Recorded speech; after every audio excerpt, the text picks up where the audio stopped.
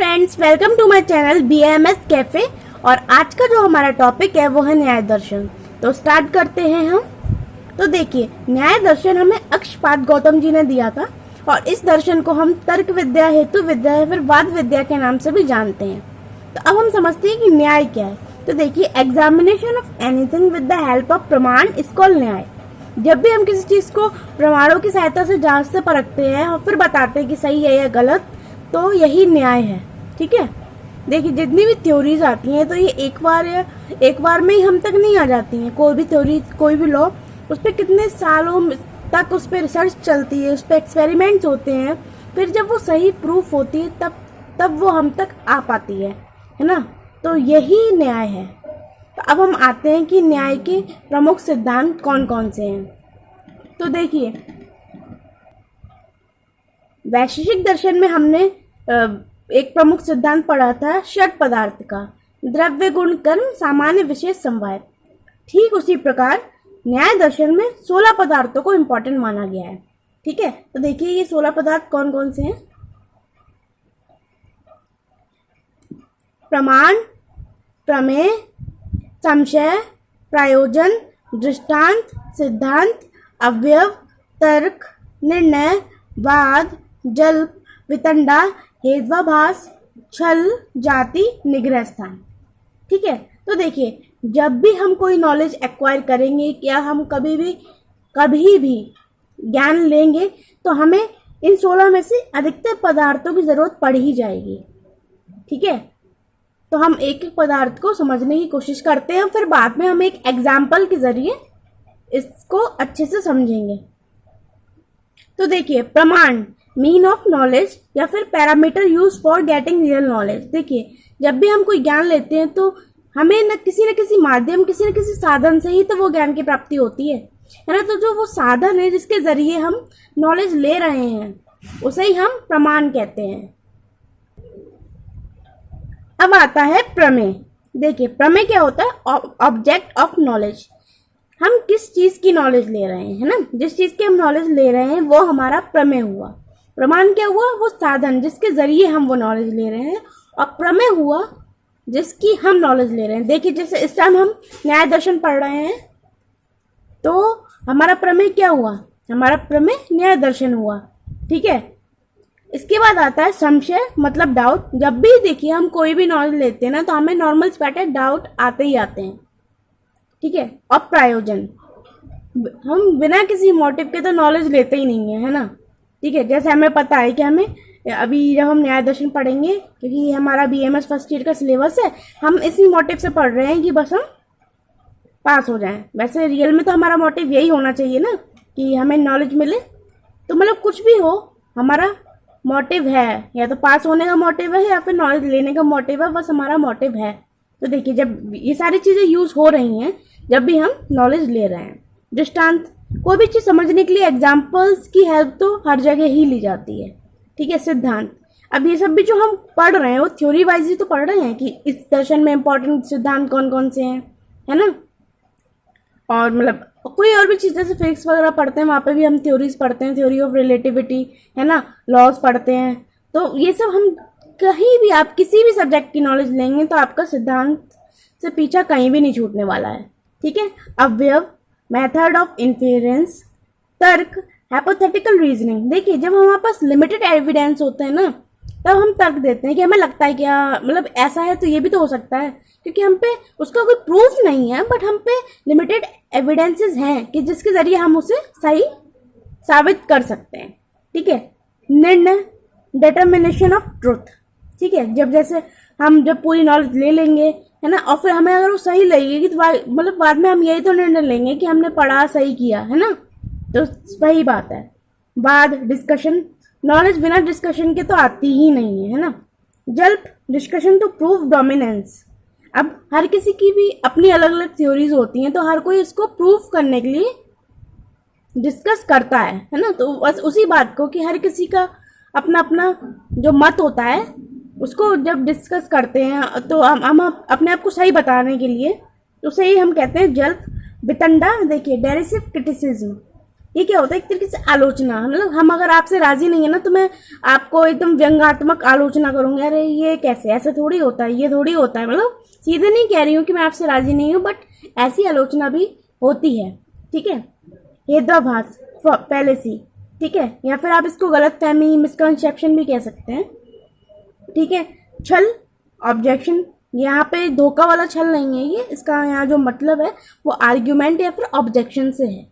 जाति, फ्यूटिलिटी या इनसिग्निफिकेंस, मतलब कोई बात होती है ना पॉइंटलेस, है ना, कोई सेंस ही नहीं होता उस बात में। कभी कभार ऐसी थ्योरीज भी आ जाती हैं कि बिल्कुल आउट ऑफ सेंस लगती है, मतलब लगता ही नहीं है कि अरे ये क्या बात हुई, है ना।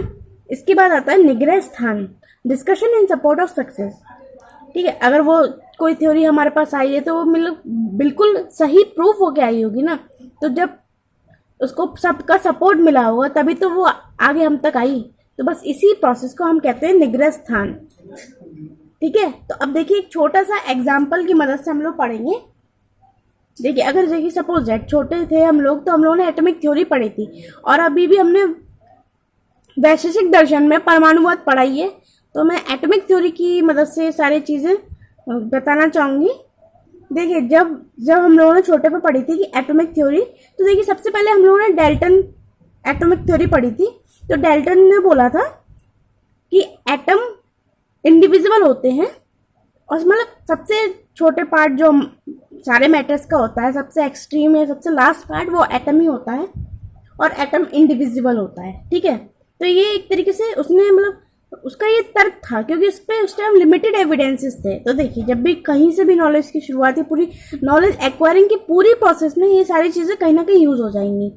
तो देखिए उसका भी एक तरीके से तर्क था, उस टाइम इतने सारे इंस्ट्रूमेंट नहीं थे कि वो एक्सपेरिमेंटर आपको प्रूफ दे सके, तो जितना उसने अपने एविडेंसेस के बेस पे बताया, तो उसने हमें बताया क्या कहते हैं कि एटम इंडिविजुअल होता है। बस जब उसके बाद हमारे सब एटॉमिक पार्टिकल्स की डिस्कवरी हुई तो वो गलत ठहरा, मतलब उसे गलत ठहरा दिया गया कि अभी तो आप कह रहे थे कि ये इंडिविजिबल है, बट अभी तो मतलब इसके अंदर भी हमें पार्टिकल्स मिल रहे हैं, है ना।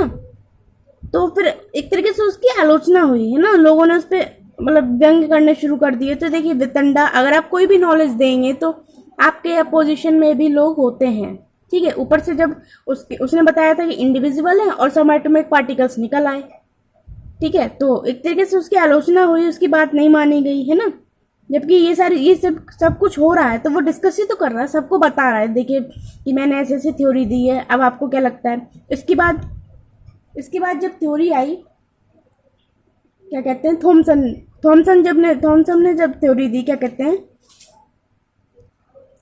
इसके बाद जब थॉमसन ने थ्योरी दी प्लम पुडिंग मॉडल की, जिसको हम लोग वाटरमेलन मॉडल भी कहते हैं, तो देखिए उसने एग्जाम्पल का यूज किया, है ना, कोई भी ज्ञान को समझाने के लिए एग्जाम्पल का भी यूज होता है।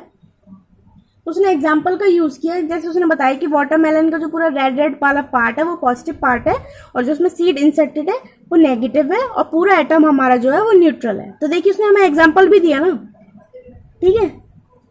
तो ठीक है, जब ये हुआ तो लोगों को डाउट भी आया कि ठीक है आप एग्जाम्पल तो दे रहे हैं, बट आपने देखा थोड़ी है कि एटम एकदम वाटरमेलन जैसा ही है ना, तो डाउट भी आते हैं। तो लोगों ने कहा कि हम तो नहीं मानेंगे, मतलब जब तक हमें पूरा अच्छे से प्रूफ नहीं मिलेगा तो हम कैसे मान सकते हैं। तो देखिए यहाँ पे सब डिस्कस कर रहे हैं, डेल्टन ने भी डिस्कस किया, थॉमसन ने भी डिस्कस किया।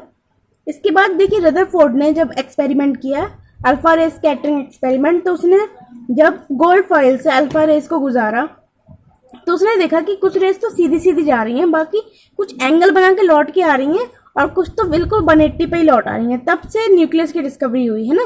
उसने बताया कि एकदम एटम के बीचों बीच मतलब न्यूक्लियस है, एकदम पॉजिटिव पार्ट है, और जिसको हम न्यूक्लियस कहते हैं, ठीक है। लोग तो ये सब क्या चल रहा है अभी, ये सब जल पे तो चल रहा है, लोग अपनी अपनी बातों को सही मतलब प्रूफ करना चाह रहे हैं, ठीक है। बट उस टाइम क्या है, फिर भी लोग ऑब्जेक्शन उठाएंगे, डाउट भी आएंगे, लोग डाउट भी आते हैं, लोग ऑब्जेक्शन भी उठाते हैं, ठीक है कि अरे ठीक है आपने न्यूक्लियस बता दिया, बट अब इलेक्ट्रॉन्स का क्या, ऐसे कैसे मूव करेंगे। तब जाके बोर का मॉडल आया, जिसमें उन्होंने बताया कि एकदम एटम के बीचों बीच न्यूक्लियस होगा, और उसके आसपास पूरा ऑर्बिट एनर्जी लेवल हो गए, जिसमें हमारे इलेक्ट्रॉन सर्कुलर पाथ में मूव करेंगे, ठीक है।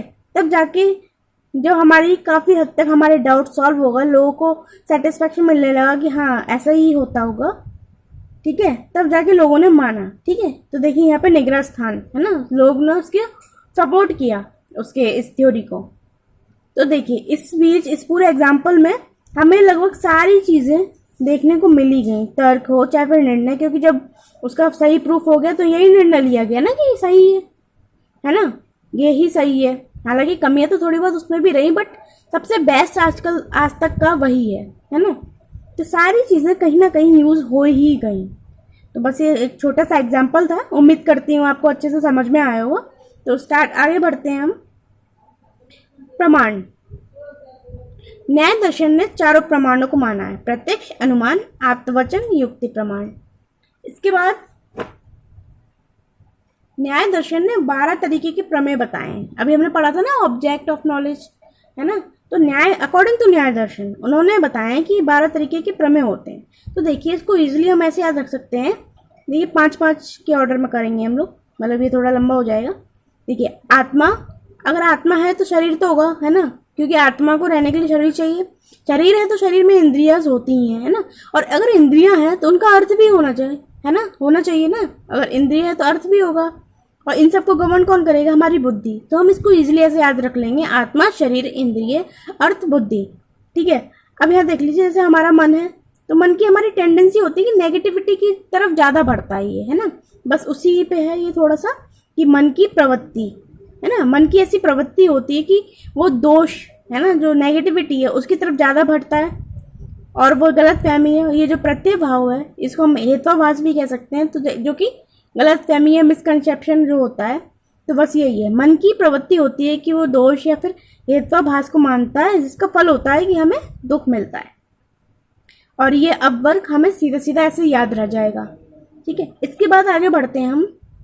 सिद्धांत का जो डिस्क्रिप्शन है वो भी न्याय दर्शन में है। देखिए 4 तरीके के सिद्धांत होते हैं, सर्वतंत्र सिद्धांत, प्रतितंत्र सिद्धांत, अधिकरण सिद्धांत, अव्युपगम सिद्धांत।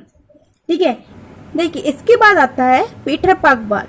ठीक है, न्याय दर्शन ने पीठरपाकवाद को माना है, जबकि वैशेषिक दर्शन ने पीलूपाकवाद को माना है। ठीक है, तो पहले हम ये पीलूपाकवाद पढ़ लेते हैं। जैसे पीलू मतलब एटम और पाक मतलब पाकज परिवर्तन या फिर केमिकल चेंज। तो अकॉर्डिंग टू दिस दर्शन, the heat dismantle the black pot into it constituents atom, destroy the black color of those atoms, produce red color in them, after which the newly red color atoms are combined to form a red pot of shape as the previous black one.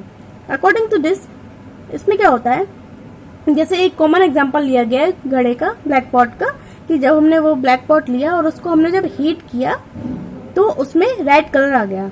तो ये दर्शन जो कहता है वो ये कहता है कि एकदम जो ब्लैक एटम्स थे, जो जिससे वो ब्लैक पॉट बना था, वो अपने कॉन्स्टिट्यूएंट एटम में पूरी तरह से टूट गया, और उसका जो रेड कलर है वो जो ब्लैक कलर है वो रेड कलर में चेंज हो गया। ठीक है, और फिर वो रेड कलर के नए एटम बने, और फिर उन एटम ने जोड़कर पूरा फिर से रेड पॉट बना दिया। मतलब यहाँ पे जो चेंज आ रहा है ना वो पूरा एटॉमिक लेवल तक का चेंज है।